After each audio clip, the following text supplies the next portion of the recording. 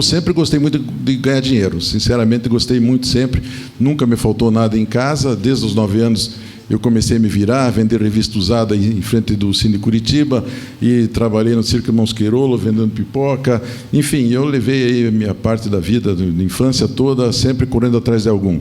Levantava a bola de tênis no Clube Curitibano, juntava a bola de boliche lá na Sociedade de Água Verde, e isso foi minha infância toda, e eu sempre tive um dinheiro extra para isso, né, Joyce?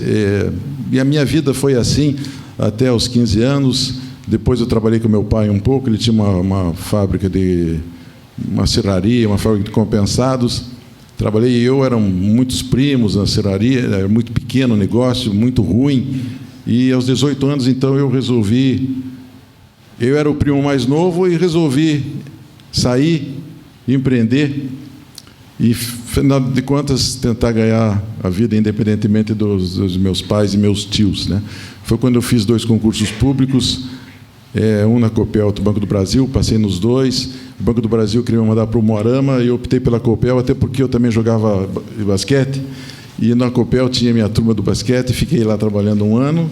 E aí, Joyce, que apareceu a oportunidade da minha vida que um tio meu resolveu avalizar um trator para mim, né? Então, com 19 anos, fui emancipado pelo meu pai e nesse ínterim, completou 1 ano de trabalho na Copel, justamente em julho, quando eu fiz 19 anos, fui emancipado e pedi minha demissão, justamente quando meu chefe, o Moreira, tinha me dado um aumento, né? Eu ganhava 82 mil cruzeiros, passei para 120 mil cruzeiros na época, ganhei aumento e pedi demissão, né? Mas pô, logo agora que te dei aumento, eu digo, pois é que agora apareceu a oportunidade da minha vida. E eu fui trabalhar como tratorista entre São Mateus do Sul e Não da Vitória, num lugar chamado Barra Feia, que pelo nome você já viu como é que era a barra lá, né? Aí trabalhei de tratorista. No primeiro dia que fechou, eu trabalhava para a construtora Isfer, primeiro dia somou 10 horas de máquina trabalhada, eu vi que eu ia ficar rico. Porque só que o valor que eu dava aquelas 10 horas era muito mais que eu ganhava no mês inteiro da Copel, né? Então, mas foi por aí. como é que surgiu a ideia? Né? Porque hoje eu acordei, amanhã eu vou comprar um trator. Né? Não, da onde que surgiu essa ideia de empreender nessa área? E para dar um recado aqui, tem recepcionistas nas laterais para pegarem as perguntas da plateia, tá, gente? Sabe, Joyce, foi a oportunidade da vida, né? Porque um tio que morava em São Paulo gostava muito de mim e eu cuidava das coisas dele, do dia a dia, das coisas, porque ele era paranaense, mas trabalhava em São Paulo. E ele disse, olha, vamos lá na Paraná Equipamentos, você vai comprar um trator, eu vou avalizar para você. E foi isso. Nós imaginávamos com aquele trator uma outra conjuntura, não deu certo, eu acabei alugando aquele trator. E assim foi o começo, essa oportunidade que eu agarrei, e com unhas e dentes, voltei com muita sorte mesmo, muita determinação. Fiz meu curso de economia numa situação de extrema dificuldade, porque eu tinha que manter 60% de frequência na faculdade para poder fazer a prova final, né?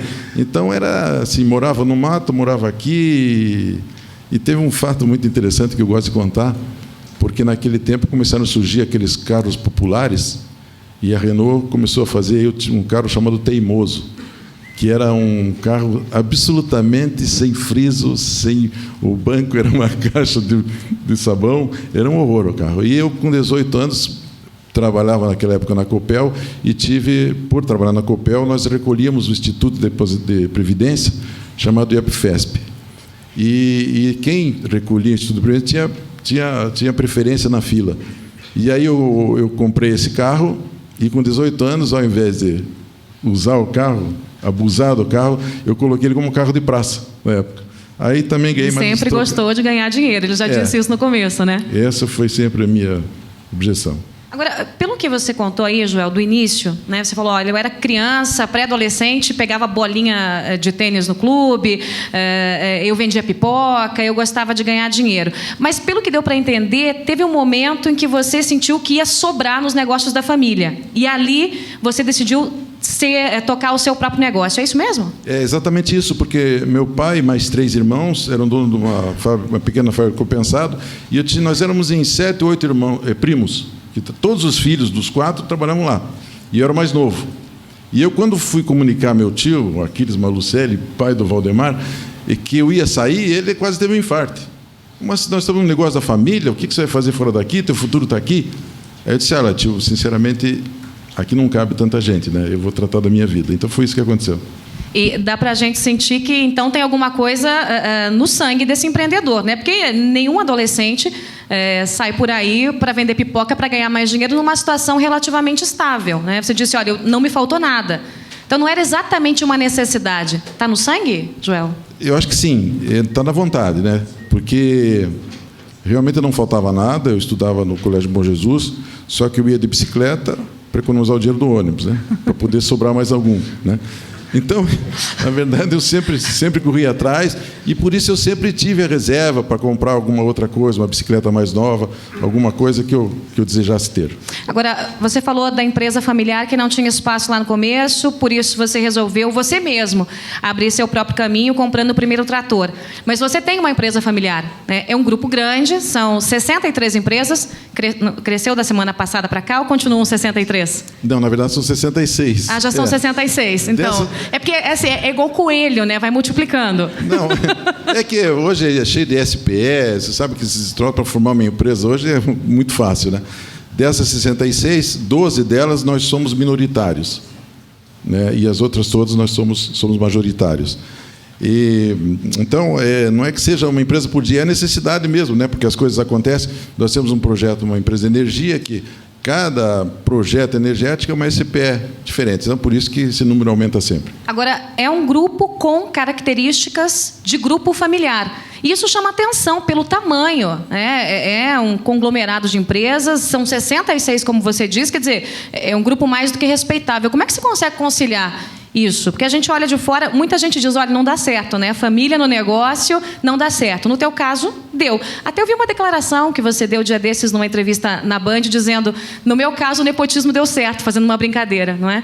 É bem isso mesmo, né? Eu tenho hoje mais de 50 parentes que trabalham comigo, mas são realmente os parentes que têm condição de trabalhar comigo.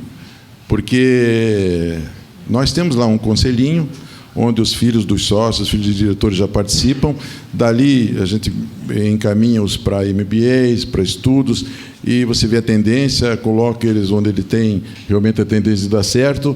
E isso tem dado muito certo, sabe? Porque a nossa convivência com o nosso clube de futebol, o Malutron, tanto as segundas e quintas aqui em Curitiba, como domingo em Morretes, faz com que essa convivência familiar de diretoria, nossas viagens para a Europa para jogar futebol, isso faz com que o trabalho se torne um prazer e o ambiente muito melhor ainda, né? Agora, existe muita franqueza, não existe peixada, não existe privilégios, né? Então, assim, até agora está indo.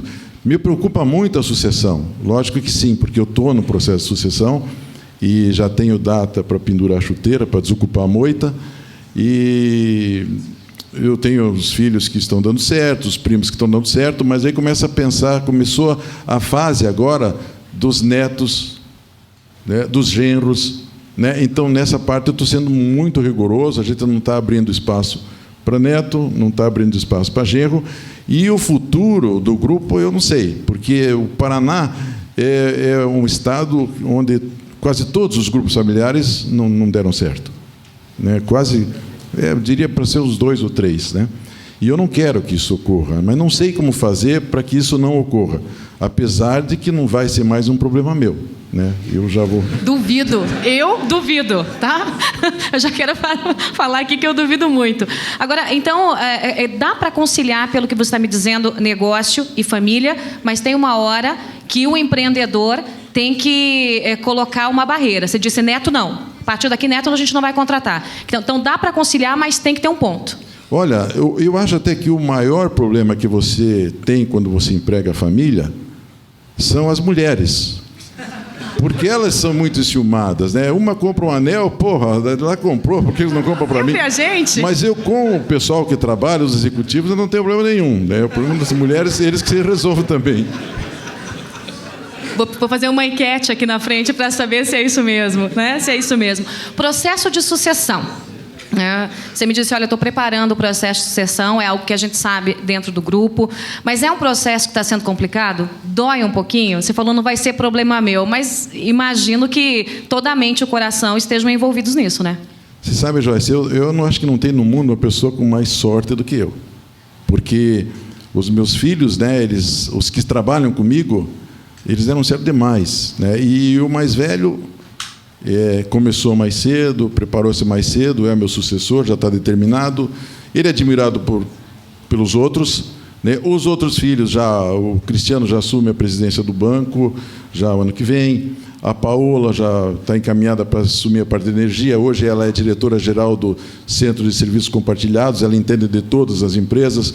Então, eu tô caminhando bem nisso, sabe? Estou caminhando bem, eles se dão muito bem, existe muita justiça, porque o que você tem que fazer como empresário é ser justo, né? E, então, na hora do salário, da remuneração, do prêmio no final do ano, esse tipo de coisa, você tem que fazer muita justiça. E eu faço justiça também com os herdeiros, porque eu acho que o herdeiro ele tem o direito de ter a percentagem dele como herdeiro. Agora, o filho que vai se sobressair, que vai ser mais feliz que o outro, vai ganhar mais que o outro, isso está na competência dele. Aí está no prolabore dele, no prêmio, na meritocracia de final de ano. Então, o diferencial deles de ganhar mais que os outros é por aí. Você falou que vai pendurar chuteiras, mas sai do comando direto do grupo e pretende ficar completamente isolado? Quer dizer, tem como um empreendedor que tem esse número gigantesco de empresas fazer isso? Simplesmente deixar o barco tocar? Eu espero que sim, né? Eu já tenho meu escritório particular, montei o meu escritório onde eu cuido das minhas coisas. Então, hoje eu vou muito pouco nas empresas. No meu escritório sou eu, minha secretária e uma recepcionista. Depois, uma outra ala do escritório, que eu abri, tem algumas salas que eu chamo de ferro velho, que são para os primos que vão se aposentando, os diretores, para não ficar em casa enchendo o saco da mulher. É uma valorização, né? E lá eles têm o computador, podem conversar com a amante. Eu tenho um primo... Edita essa parte, gente. Corta esse negócio aí, pelo amor de Deus. Eu tenho um primo que ele, para ter o que fazer, ele paga a conta de luz de manhã e água à tarde. Agora, mas é verdade. É verdade. O grupo é conhecido por ter aquela linha de o olho do dono engorda o gato, né? Você tem a parte, seus filhos aí trabalham, estão diretamente ligados a esse grupo, mas, digo novamente, são 66 empresas. Como é que dá para buscar, gerenciar tudo isso, empreender dentro disso tudo, com alguns filhos ajudando e com você querendo pendurar chuteiras? Como é que você busca essa alternativa para minimizar o impacto de não ter alguém, por exemplo, como um filho de extrema confiança dentro do grupo ou dentro de uma empresa específica? Olha, eu acho que o Alexandre, meu sucessor, ele vai ter problemas, porque eu tenho um estilo, né? E o meu estilo até você conhece, que eu chego até lá, eu vou até lá embaixo, né? Eu tenho uma empresa que por exemplo, a Rádio Globo, AM. É uma empresa que fatura R$50 mil por mês, é menos do que, quem sabe, 50 executivos meus ganham no mês, um executivo. Mas todos os meses, eu tenho reunião naquela rádio, eu dou atenção à rádio, eu arrumo tempo para isso. O Alexandre já é de uma geração mais nova, né? Ele já trabalha com o BlackBerry dele, não frequenta muito, não vai muito, sabe? Eles já vivem num outro mundo, né? Porque fala inglês, coisa que eu nem de perto. Então, eu não sei se ele vai ter o carinho e o tempo para chegar até aí, né? Até a propósito, na revista Isto É de ontem, tem uma declaração do Ouro Visto Guimarães, conta também o projeto que ele tá executando de sucessão, né? O Ouro Visto formou-se comigo e é uma pessoa que eu gosto muito. E ele na entrevista que está lá na Isto É, ele termina dizendo que ele não só acertou na vida, ele também errou, né? Ele errou em comprar rádio, comprar televisão, que ele teve que vender imediatamente. Aí que eu vi que ele é mais inteligente que eu, porque eu comprei e não vendi até agora. Eu espero que não venda. Espero sinceramente que não venda. Não, provavelmente, né, ele fez isso porque, quem sabe, o estilo dele não seja de ir lá, cuidar do dia a dia, esse tipo de coisa. Bom, tem perguntas aqui, gente que questiona, você teve que vender alguma empresa lucrativa? Por quê? Aqui, a Andiara Marques diz o seguinte: na sua trajetória, comprou e vendeu muitas empresas, e se vendeu alguma lucrativa ou por algum outro motivo, por quê? Me pergunta aqui a nossa ouvinte. Olha, quase foi só compra, mas, na verdade, a gente vendeu. Por exemplo, a seguradora nossa, nós vendemos 85% dela, ela ia muito bem, para um grupo americano, o Advent, porque era um bom negócio, era muito dinheiro. Depois, no processo da IPO do banco, a gente recomprou os 85% de volta, né? Acabamos trocando por uma parte do banco, 6% do banco, e depois compramos os 6% e ela saiu. Agora, pouco tempo atrás, nós vendemos 40% da seguradora de novo para a Travelers, que acho que é a segunda ou a primeira maior seguradora americana, né? Não precisava, até o dinheiro que ela botou está tudo lá aplicado, mas era um bom negócio, né? Então, eu só não vendo minha mãe porque coitadinha já foi, mas o mundo de negócios é esse, a gente gosta de fazer negócio, né? E o meu filho de 12 anos também, agora ele quer trocar o iPhone dele branco para um do amigo que tem um preto, é igual, a mesma coisa. Só porque ele quer fazer um negócio, quer trocar. Eu acho que ele puxou o meu sangue. Então, é bom a gente fazer negócio, né? Às vezes perde, mas é legal esse negócio de negociar e tentar ganhar mais algum. Isso mas o que é curioso é que você começou, né, como dissemos aqui, com trator, fazendo obra pesada, mas você tem tudo que é tipo de negócio. Seguradora, rádio, televisão, quer dizer, você diversificou muito. E, geralmente, quando a gente vê grandes empreendedores, ele escolhe uma linha e segue aquela linha. Por que você resolveu diversificar no mercado, aplicar nos mais diversos tipos de negócios? Pelo seguinte, no começo até estava organizado, depois desorganizou, porque eu tinha construtora. Da pá carregadeira foi para um trator, foi para um caminhão e tal. E aí começou a sobrar um dinheirinho. Tá? E eu nunca quis ter uma construtora muito grande porque era um esquema de alto risco, principalmente pelos planos econômicos que nós passamos. Então eu aplicava dinheiro, aí eu resolvi comprar uma corretora de câmbio e valores, da Ing Camargo, para cuidar do meu próprio dinheiro. Depois nós tínhamos o imposto de renda para pagar. Naquela época tinha o plano do Finor, que era para reflorestamento. Então eu usava o dinheiro do imposto de renda numa reflorestadora. Então, no começo houve uma sinergia, depois não. Depois as oportunidades foram aparecendo e eu fui aproveitando as oportunidades. A televisão Bandeirantes aqui foi uma oportunidade. Enfim, todos os outros negócios foram mais oportunidades do que uma sinergia. É uma linha assim, viu que pode dar certo, viu que pode dar lucro, está investindo. É isso? Você sabe que no ramo de comunicação a gente não pode esperar muito lucro. Aí é mais uma questão de oportunidade e de poder. Uhum. Mas, felizmente, nós estamos no caminho certo, né?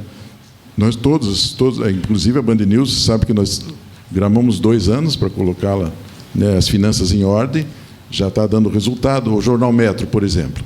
Nós imaginávamos que 6 meses seria o ponto break-even dela para poder começar a empatar e pensar alguma coisa. Com 3 meses já começou a dar resultado positivo.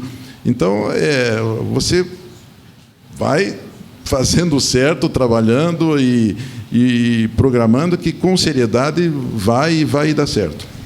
Tem muita gente que deve estar aqui na expectativa de absorver um pouquinho desse conhecimento e fazer o trator e a banca de chuchu virar ouro, né? É uma grande expectativa. Agora, nesse processo todo, eu imagino que não tenha havido só vitória. Deve ter havido algum tombo aí no meio do caminho. Houve? E se houve, foi por quê? Faltou algum conselho? Acho que eu já fiz umas 3 perguntas. Qual é o que você gostaria de ter escutado quando você começou ali a empreender?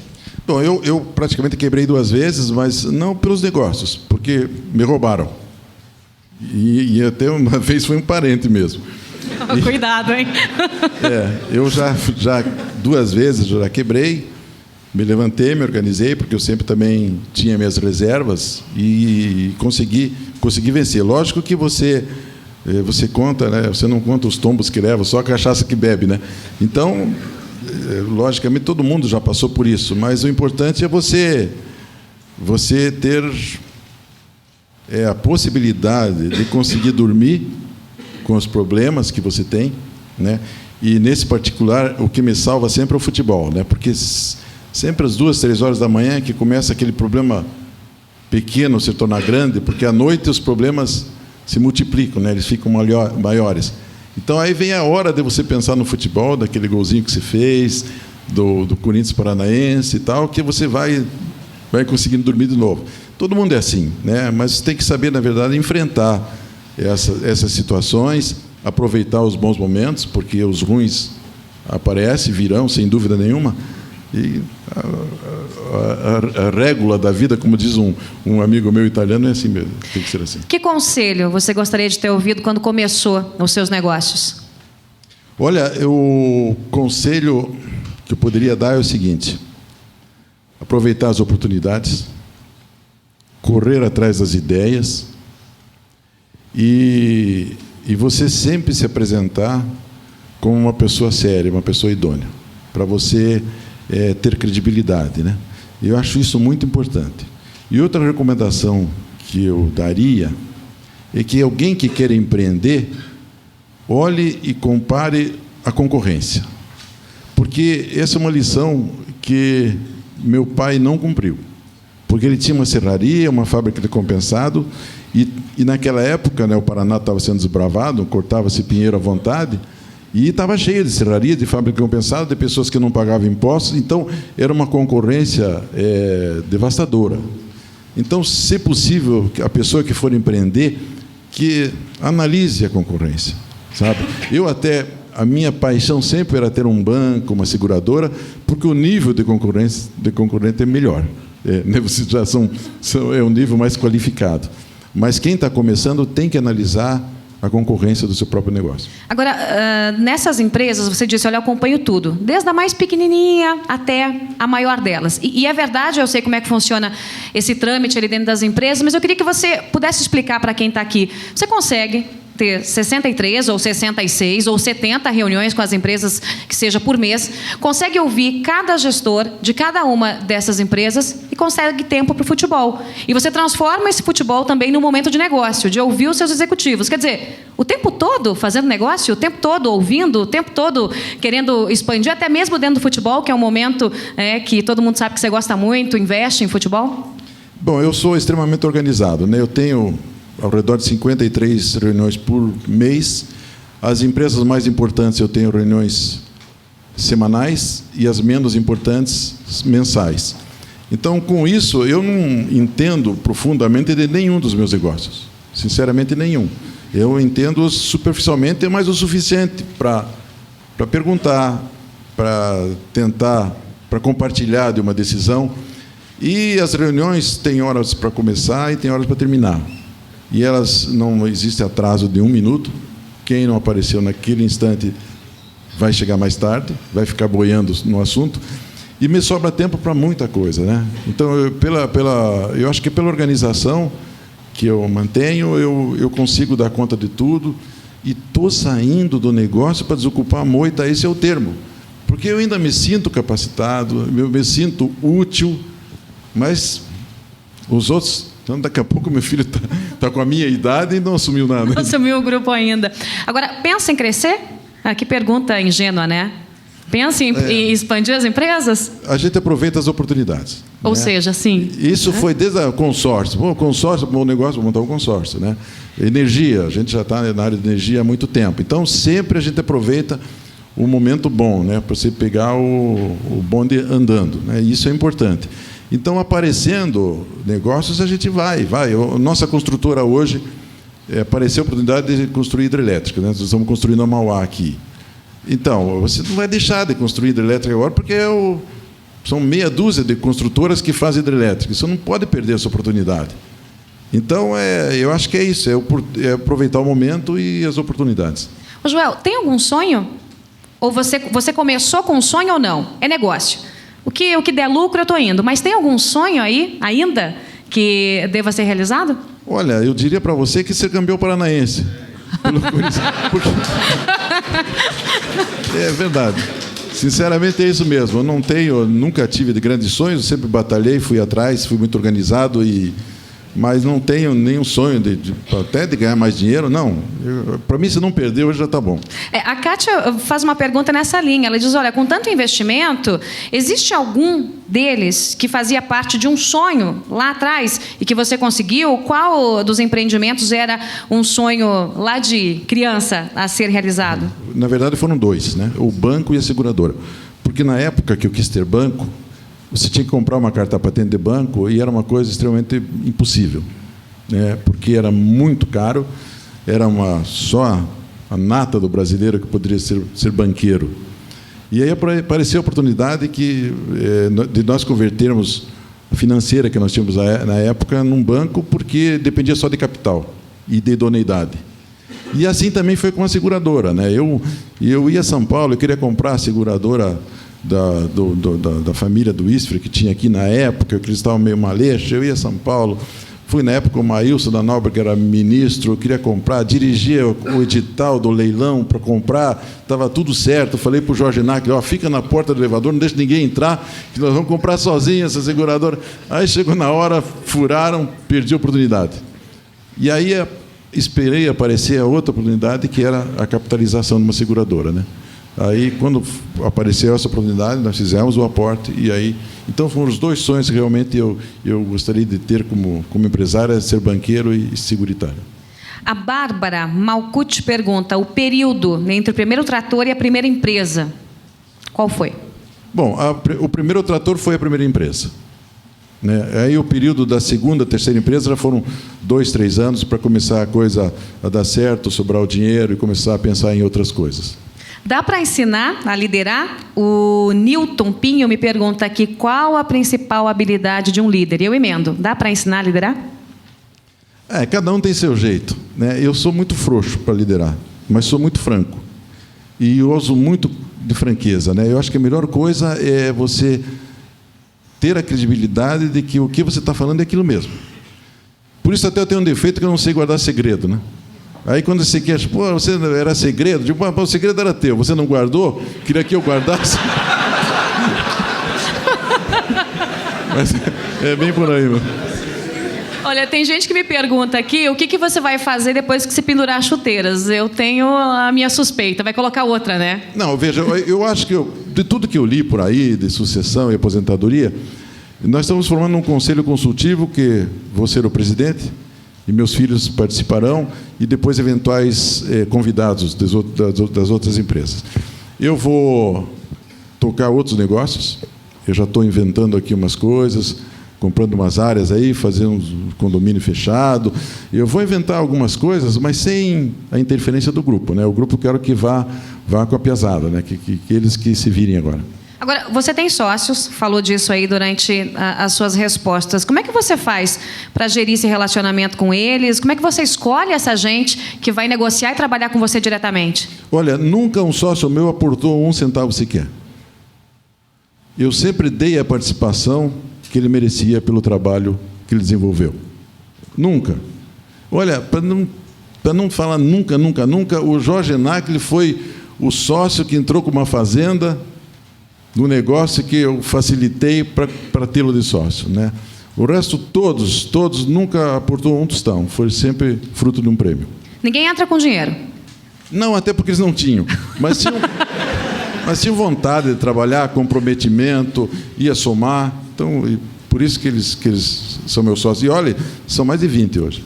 Vamos dar conselho aí para essa gente ficar rica, ô Joel. Eduardo Palma me diz aqui, olha, quais as oportunidades que o grupo vê na atual conjuntura e como o negócio da família espera explorá-las? Bom, o Joel já falou, né? A oportunidade, ele investe. Agora, quais as oportunidades que você vê para que a gente possa ouvir e, quem sabe, empreender? Eu ainda, no momento, acho que é a área de energia, né? Eu acho que é a grande oportunidade, porque nós começamos na hora certa, o Delara também está participando do projeto de energia, e o Brasil vai, se ele crescer o PIB a 4% ao ano, já vai abrir um campo de energia muito, muito grande mesmo. E são projetos que você vende energia por 30 anos. Então, é uma aposentadoria.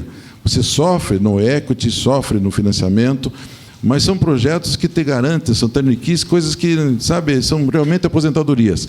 E depois, para cuidar de uma hidrelétrica, você tem que botar lá um cachorro e um guarda, né? O cachorro para morder o guarda se ele for apertar algum botão errado.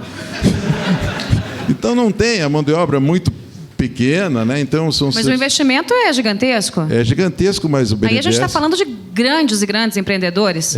Mas aí o BNDES está aí para isso, o FCO está aí para isso, né? Você tem que ter a coragem de saber dever também. O Aloísio de Paula me diz o seguinte: olha, em virtude de tantas demandas sobre sustentabilidade, você já empreendeu ou pretende empreender na área do meio ambiente? Virar sócio do IAP. Nós temos uma empresa, J. Marcelo Ambiental, que ela tem uma sociedade com um grupo belga, que tem 30%, e nós acreditávamos muito em crédito de carbono. Essa empresa já existe há uns 4 anos e não saiu do lugar.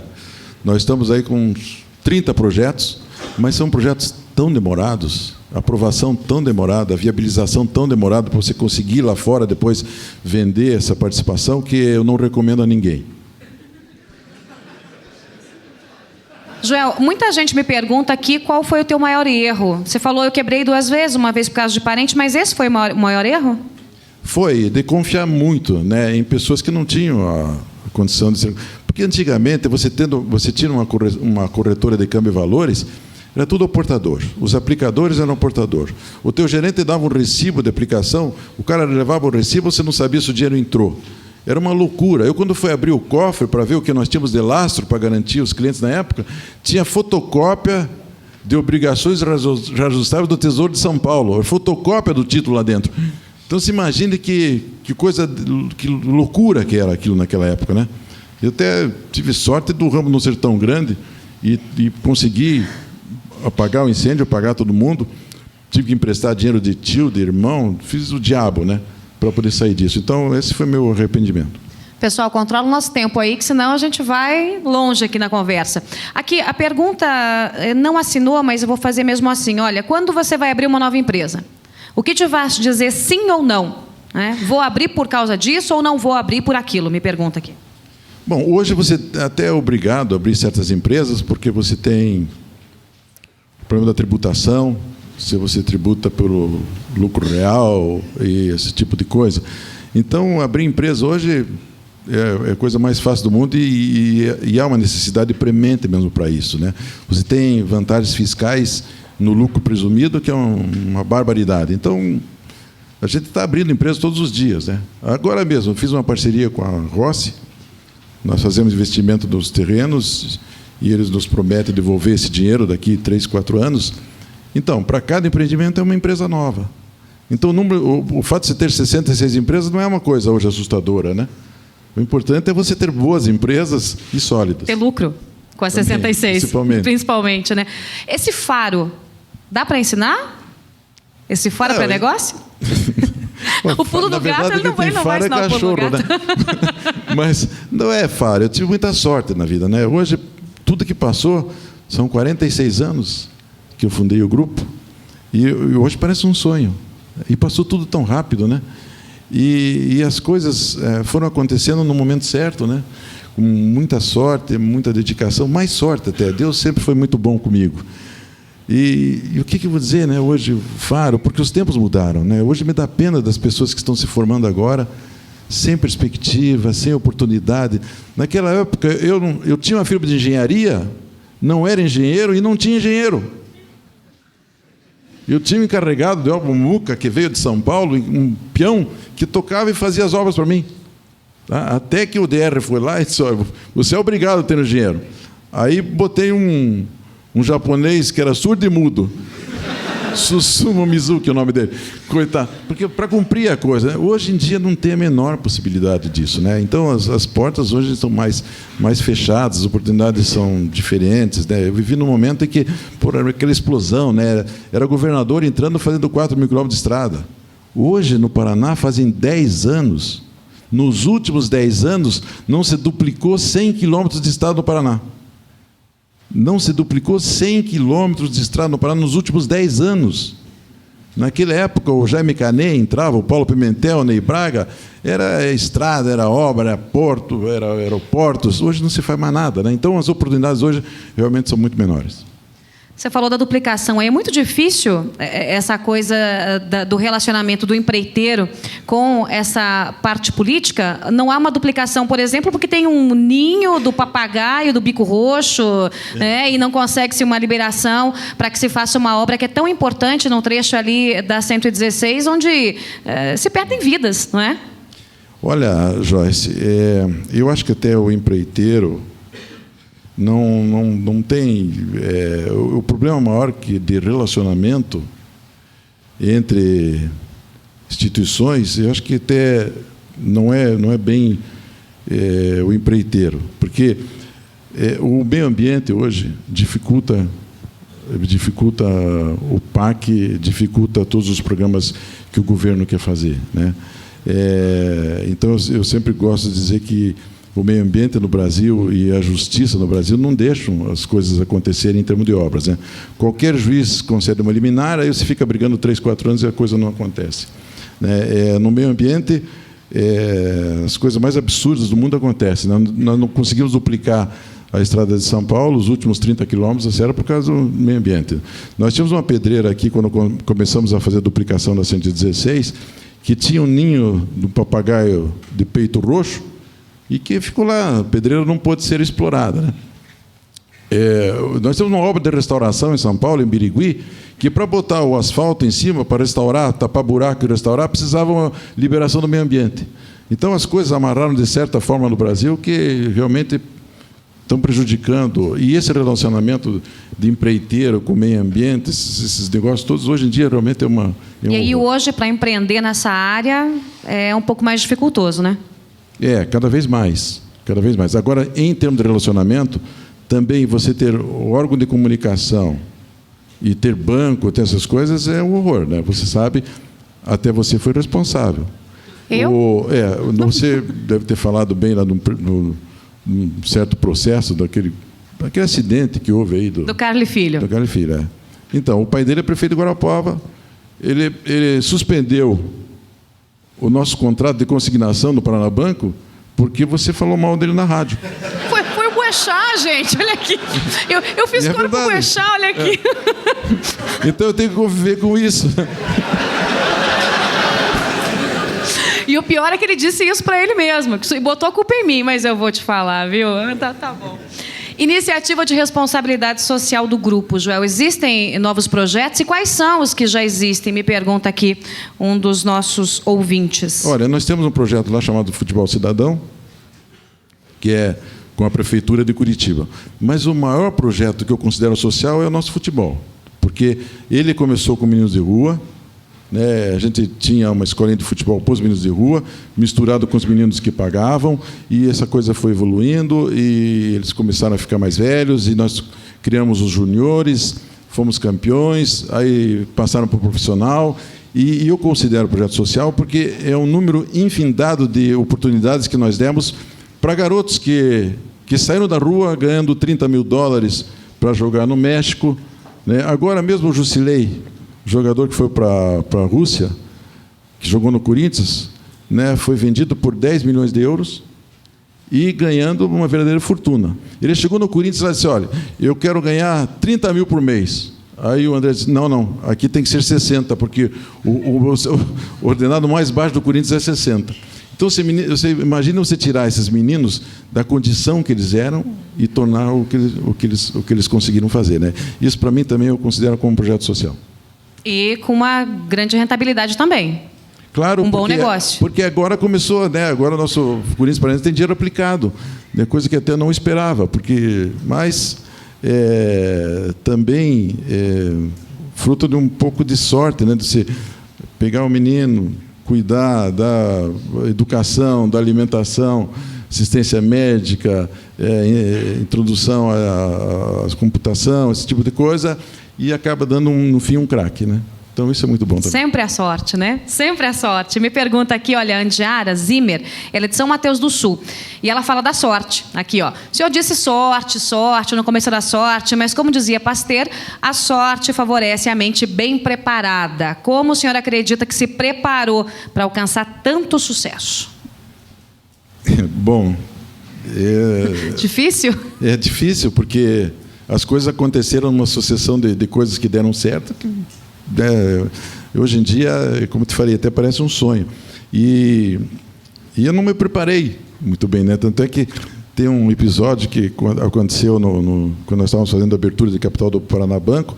Então, nós tínhamos as reuniões e vinham os americanos, os asiáticos, afinal de contas, essas reuniões só falavam-se inglês e eu não falo inglês.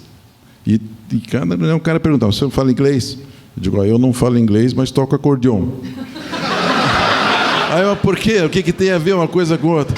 É que meu pai, ao invés de me botar na aula de inglês, me botou na aula de acordeon, pô. Vai falar com ele agora.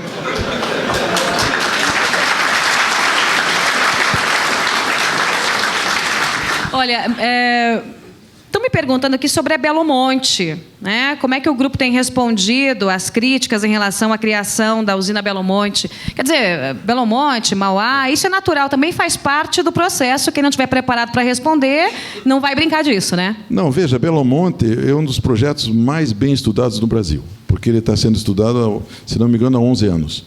É um projeto muito inteligente e um projeto sensacional.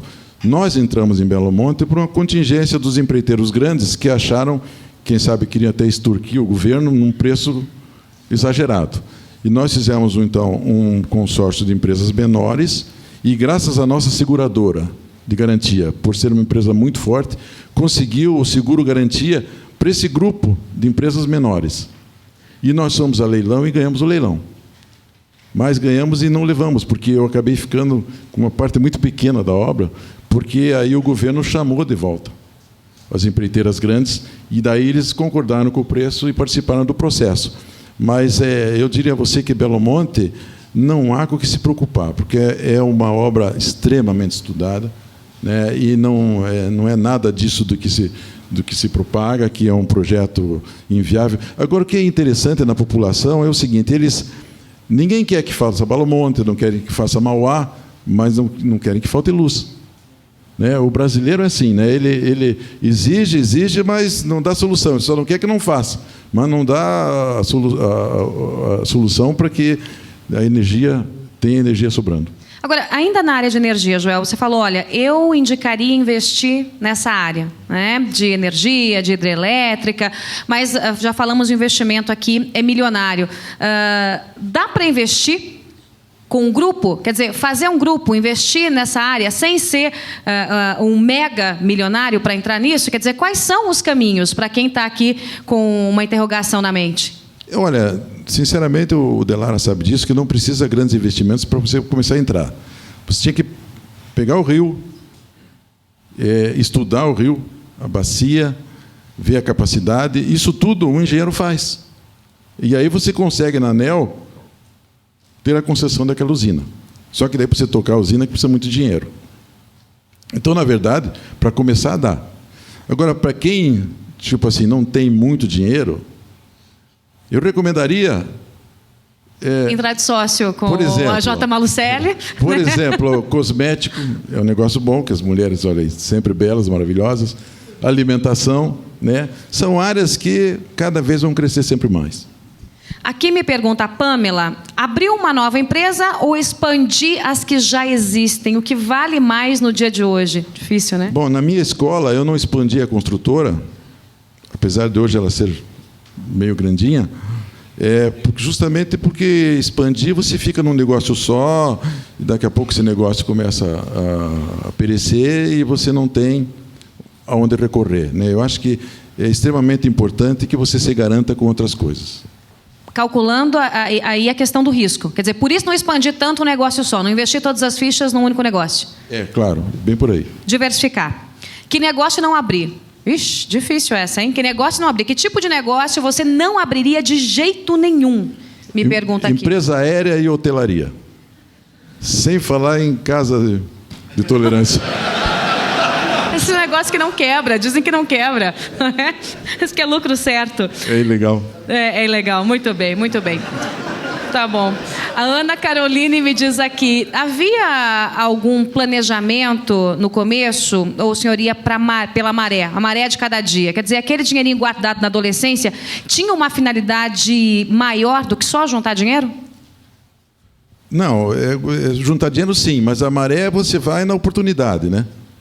E juntar dinheiro você junta se tiver ganhando mais do que você gasta, né? Agora é importante que você não desorganize as finanças, né? Esse é um ponto muito importante para quem quer começar, que esteja começando. Você não pode imaginar querer gastar mais do que você está ganhando, né? Então as suas finanças têm que ser muito organizadas. Ô, Joel, a gente falou aqui um pouquinho de algumas das empresas. Na tua avaliação, quais são os principais ganhos ou o que você pode indicar que te faz aí mais feliz, os principais ganhos dentro do grupo, as principais conquistas dentro do grupo? Bom, a minha paixão é a construtora porque dela nasceram todas as outras, né? Essa é a minha paixão junto com o futebol. O resto a gente leva mais no profissionalismo, essas é mais pelo coração. Conquista, então, construtoras principais e futebol. É isso? As grandes conquistas do grupo. Sem dúvida, a construtora e o futebol. Me pergunta aqui o Francisco Romário dos Passos. Olha, ele diz, criei um produto, meu investimento inicial foi de R$200 para o protótipo. Coloquei no mercado, foi aprovado pelo consumidor. Na sua opinião, como aumentar a produção e vender mais, diminuindo o custo da produção? Que é uma análise de mercado aqui. Se eu entendi, ele aplicou R$200 mil no negócio dele e quer aumentar a produção. R$200 ele colocou aqui no protótipo. Uhum. E deu certo, foi aprovado no mercado e agora ele quer aumentar a produção. Bom, eu posso dobrar, 200 eu ponho também.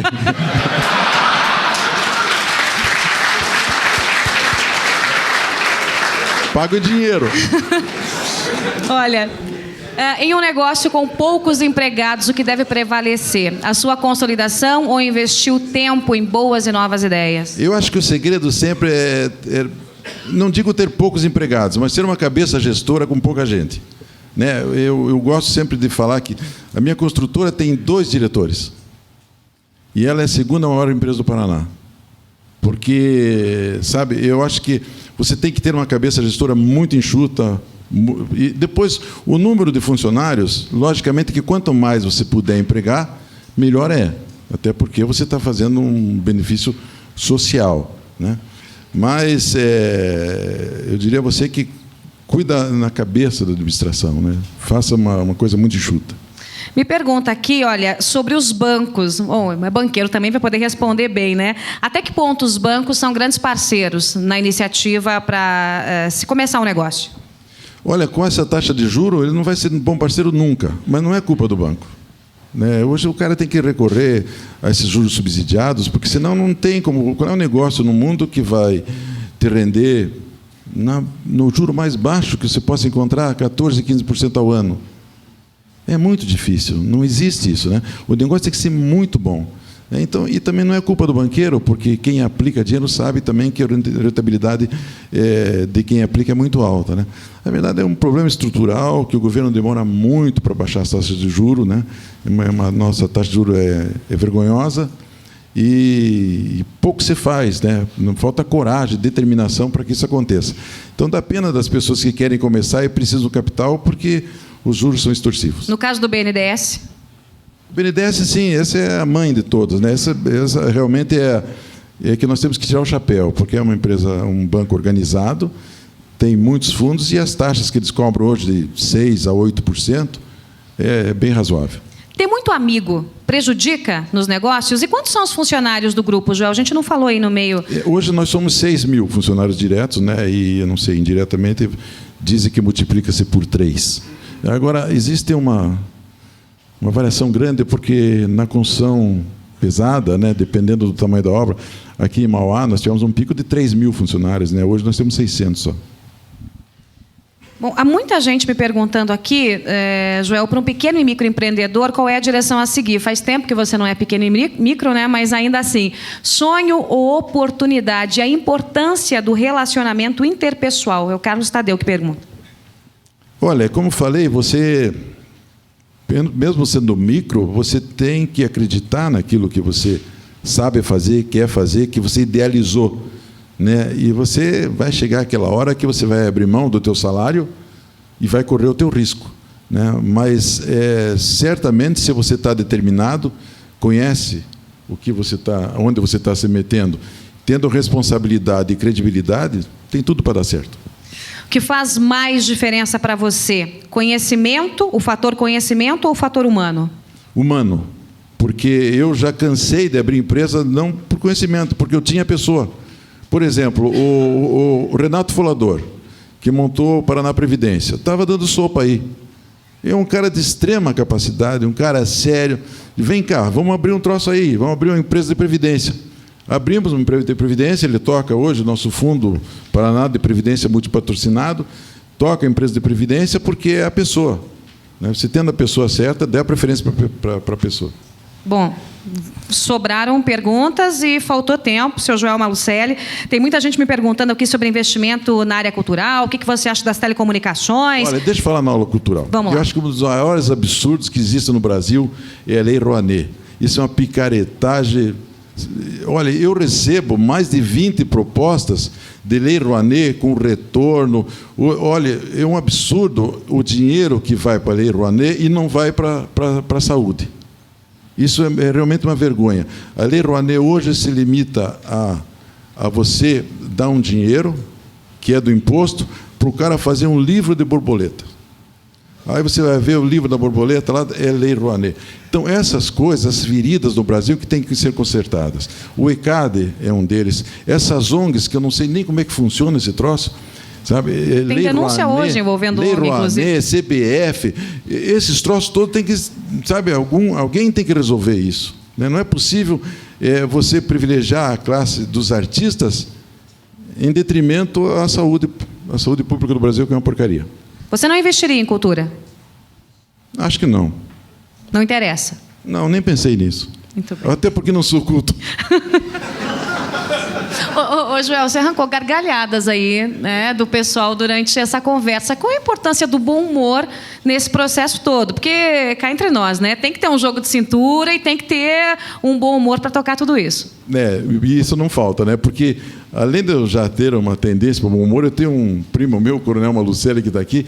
Esse é o rei do bom humor. Então, não tem tempo ruim com ele. Então, nossa turma toda é assim, né? É o bom humor. E isso nas empresas também.